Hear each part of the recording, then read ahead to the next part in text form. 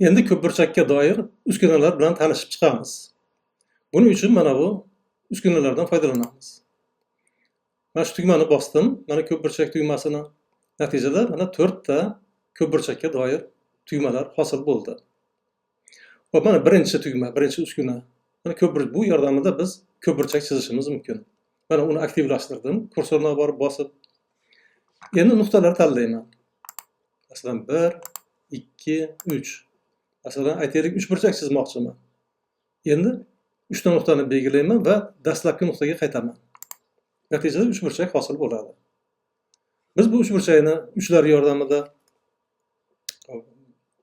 uchlarini o'zgartirishimiz mumkin. Boshqa joyga yoki boshqa joyga surishimiz mumkin mana. Agar 4 burchak chizmoqchi bo'lsam, 4 ta nuqta belgilayman. 1, 2, 3, 4. Dastlabki nuqtaga qaytamiz. D nuqtaga qaytdik. Mana bu yerda ham yana uni o'zgartirishimiz mumkin. Shu yerda shaklini o'zgartirishimiz mumkin. Tomonlarni uzunligini mana masalan nuqtalarni boshqa joyga o'tkazishimiz mumkin.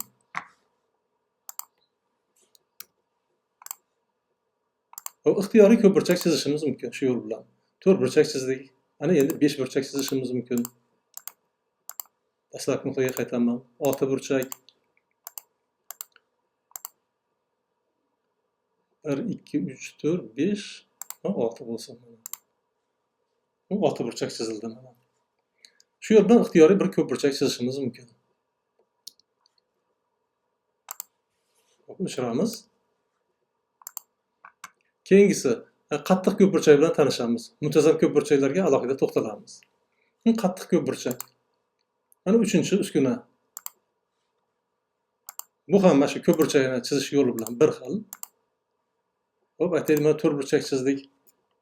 Oldingisidan farqi nimada? Bu yerda 4 burchak mahkamlangan, mustahkam, qattiq. Ya'ni biror uchidan tortsak, butun 4 burchak harakat qiladi. Mana bu nuqta yordamida B nuqta yordamida ko'pburchakni A nuqtani atrofida aylantirishimiz mumkin.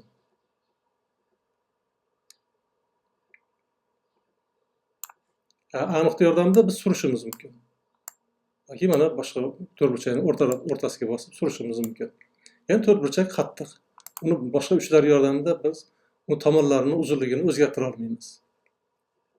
Yoki burchaklarini o'zgartira olmaymiz. Shu ma'noda bu qattiq ko'pburchak. Bu yerda ham qattiq ko'pburchakda ham 3 burchak chizishimiz mumkin, 4 burchak, 5 burchak. ixtiyoriy ko'pburchak chizishimiz mumkin. Xo'p, keyingisi vektor ko'pburchak. Bunda ham vektor ko'pburchagini chizish yo'li bir xil. Masalan, 4 burchak chizaylik. Oldingisi bilan farqi nimada? Bunda dastlabki nuqta boshlang'ich nuqta A nuqta edi. A nuqtani bosib biz boshqa yoqqa surishimiz mumkin, kursor yordamida. Kursorni surish yordamida biz 4 burchakni surishimiz mumkin. Bu yerda oldingisidan farqli ravishda bu qattiq ko'pburchak emas. Masalan, B'ni boshqa yoqqa surishimiz mumkin. C'ni ham surishimiz mumkin. D'ni ham surishimiz mumkin. Lekin mana boshlang'ich nuqtani suradigan bo'lsak, butun 4 burchak butunligicha bir surilib oladi. Demak, bu vektor ko'pburchak shu ma'noda. Hop, o'chiramiz. Endi ko'pburchaklarning nomini o'zgartirishni ko'rib chiqamiz. Mana masalan bu yerdagi savollarga javob beraylik. Mana birinchisi ko'pburchak chizing. Ko'pburchak aytaylik 3 burchak chizaylik soddaroq bo'lishi uchun. 3 burchak chizdik. Mana 3 burchakni o'zi mana bu yerda chap tomonda mana 3 burchak T1 bilan belgilangan. Masalan, rangini o'zgartirmoqchi bo'lsam, mana 3 burchakni ustiga bosaman. Endi kerakli rangni o'zgartirishim mumkin. Masalan, boshqa rangga o'tkazmoqchiman. Aytaylik mana bu rangni tanlashim mumkin. Mana butun hammasi tomonlari-yu, ichi-yu shu rangga o'zgardi. Uchlari ham shu rangga o'zgardi. Demak, bu yerda 3 burchak 3 ta qismdan iborat. Mana uchlari A, B, C, tomonlari, kichik A, B, C'lar va mana ichki qismi bo'yalgan. Hop, iç qismini ko'pburchak chizdik. Hop, ikkinchi savolga o'taylik. Uning rangini, nomini o'zgartiring. Hop, o'zgartiramiz. Mana masalan, uni rangini o'zgartirmoqchiman. Buni ustiga bossam ham bo'laveradi yoki T1 ni ustiga bossam ham bo'laveradi. Ikkalasi ham bir xil. Rangini o'zgartiraylik. Rangini o'zgartiramiz. Qizilga o'zgartirdik. Mana bunday rang bo'ldi. Tomonlarni alohida o'zgartirishimiz mumkin. Buning uchun mana segment degan, kesma degan qismga o'tamizda, shuni bossam, hamma tomonlari belgilandi. Kichkina ABSlar. Mana endi uni rangini o'zgartiraman. Aytaylik, mana yashilga o'zgartiramiz. Mana tomonlari yashilga o'zgardi. Uchlarini o'zgartirmoqchiman. Uchlarini mana nuqta degan so'zni ustiga bosgan edim, kursorni olib kelib, uchala nuqta ham belgilandi. Endi men aytaylik, uni mana bu rangga o'zgartiraman. Natijada uchburchak tomonlari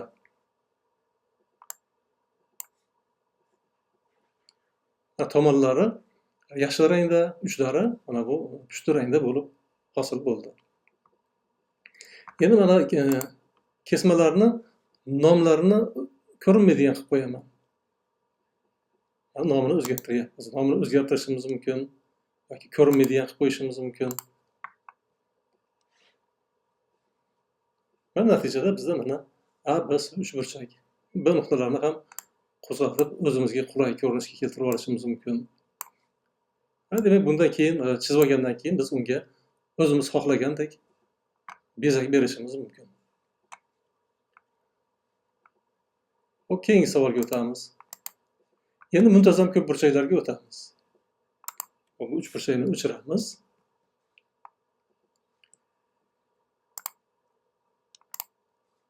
Muntazam uchburchak chizing. Muntazam uchburchak chizamiz. Buning uchun biz mana bu yerda muntazam ko'pburchaklar tugmasidan, ya'ni uskunasidan foydalanamiz. Shuni aktivlashtiraman. Bosdim. Uchburchak chizish uchun, muntazam uchburchak chizish uchun ixtiyoriyatda kesma chizaman dastlab. Mana bu yerda so'raydi. Uchlari soni nechta bo'lsin? Muntazam ko'pburchakni. Biz uchburchak chizmoqchimiz, demak, uchlari soni 3 ta bo'lsin. 3 ga o'zgartirdim. Hop, okey. Natijada muntazam uchburchak hosil bo'ldi. Muntazam uchburchakning tomoni mana dastlab tanlagan kesmamizni uzunligiga teng bo'ldi.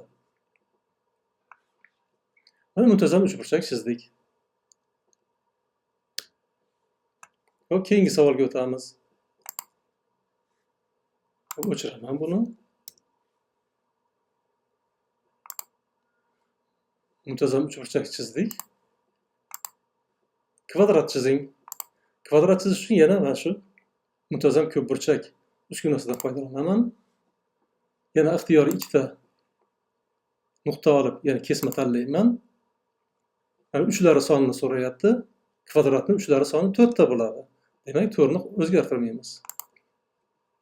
Okey tugmasini bossam, natijada kvadrat hosil bo'ldi.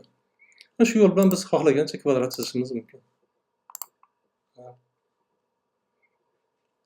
Demak, uzunligini biz o'zimiz tanlashimiz kerak. Mana bu keyin o'zgartirishimiz mumkin. A nuqta atrofida aylantirishimiz mumkin yoki surishimiz mumkin. Mana bunday qilib yoki butun kvadratni surishimiz mumkin. Bu yerda ham kattalashtirishimiz mumkin. Dastlabki kesma mana bu yerda EF edi. Mana EF kesma. Kesmaning uzunligini o'zgartirsam, mana kvadratni barcha tomonlari bir xil ravishda o'zgarib boryapti.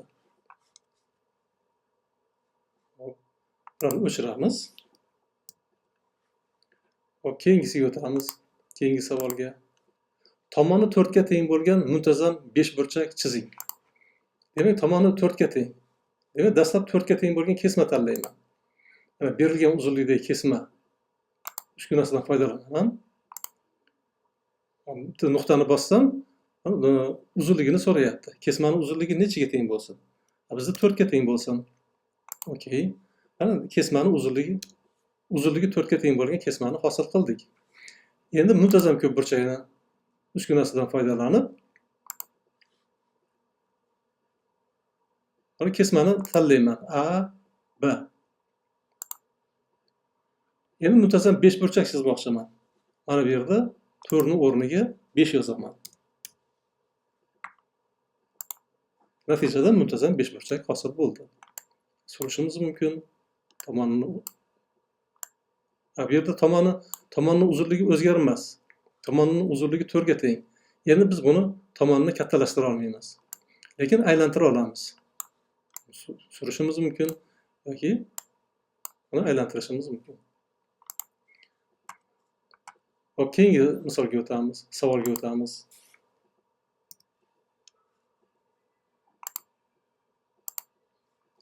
Muntazam 6 burchak chizing. ikkita nuqta yordamida kesma tanlayman. Tanladim. Endi bu yerda 4 ning o'rniga 6 yozaman. Chunki muntazam 6 burchak chizmoqchiman. Okey. Mana natijada muntazam 6 burchak hosil bo'ldi. Yana o'zgartirishim mumkin. Tomonini yoki mana bu burishim mumkin.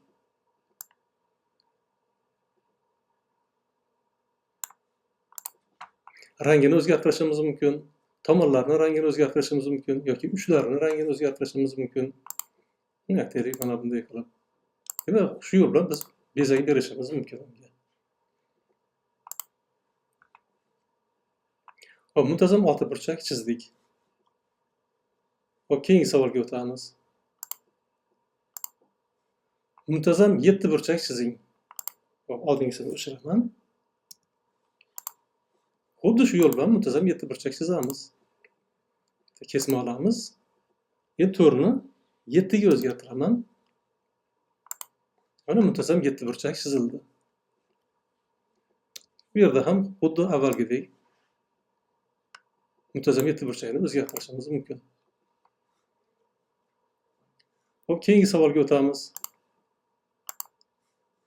Muntazam ko'p burchakka tashqi va ichki aylanalar chizing. Tashqi aylana chizamiz. Buning uchun mana aylanaga doir uskunalardan foydalanaman.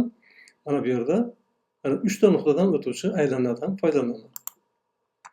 3 ta nuqtani belgilayman. Mana 3 ta nuqtasini belgiladim. Shu 3 ta mana bu 3 burchakka tashqi chizilgan aylanani chizsam, u mana shu ko'p burchakka ham tashqi chizilgan aylana bo'ladi. Mana aylanani chizdik. Demak, muntazam 7 burchakka tashqi chizilgan aylana hosil qildik. Hop, endi ichki aylana chizmoqchiman. Hop, tashqi aylanani o'chirib turaylik. Ichki aylana chizamiz. Ichki aylana bizga ma'lum, tomonlarini o'rtalariga urinadi. Tomonlarning o'rtasini topamiz. Buning uchun o'rta nuqta markaz degan uskunadan foydalanaman. Aytaylik, mana bu ikkitasini kesmani o'rtasini topdik. Y'ni o'rtasini topamiz. Yana bitta nuqta kerak bizga. 3 ta nuqtani topdik. Shu 3 ta nuqtadan o'tuvchi aylana chizaman.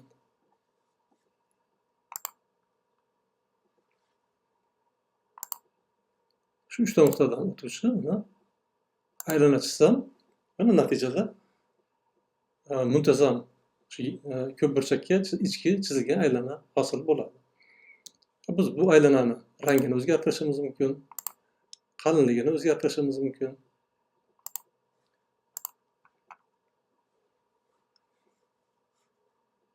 Mana nuqtalarni ko'rinmaydigan qilib qo'yishimiz mumkin. H nuqtani bu yerdan ko'rinmaydigan qilib qo'yishimiz mumkin. I nuqtani ham, J nuqtani ham. Mana ichki aylana hosil qildik. Muntazam ko'p burchakka. Hop, o'chiramiz bularni. Bu aylanani o'chiraylik hozircha. Hop, mayli, ko'p burchakni ham.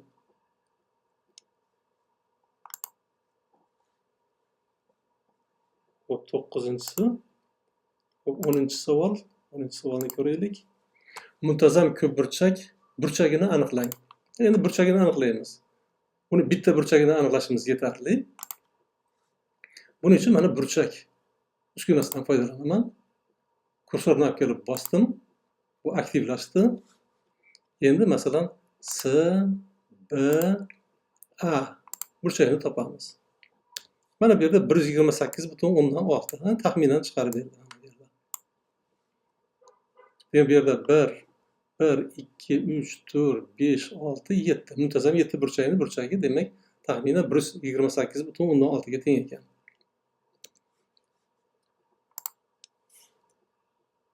Masalan muntazam 5 burchagini topaylik. Muntazam 5 burchak chizamiz. 1, 2, bu yerda 5 burchak deb almashtiraman. Bu muntazam 5 burchak hosil bo'ldi. Endi bitta burchagini topaman. Masalan D, S, B. Burchagi 108 gradusga teng ekan. Burchagini topdik.